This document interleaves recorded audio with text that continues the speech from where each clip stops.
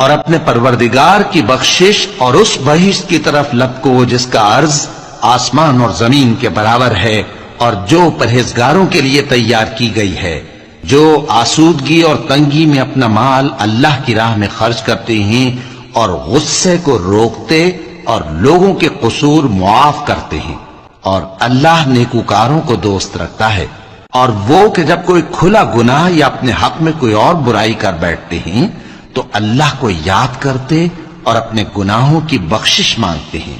اور اللہ کے سوا گناہ بخش بھی کون سکتا ہے، اور جان بوجھ کر اپنے افعال پر اڑے نہیں رہتے۔ ایسے ہی لوگوں کا صلہ ان کے پروردگار کی طرف سے بخشش اور باغ ہیں جن کے نیچے نہریں بہ رہی ہیں، اور وہ ان میں ہمیشہ بستے رہیں گے، اور اچھے کام کرنے والوں کا بدلہ بہت اچھا ہے۔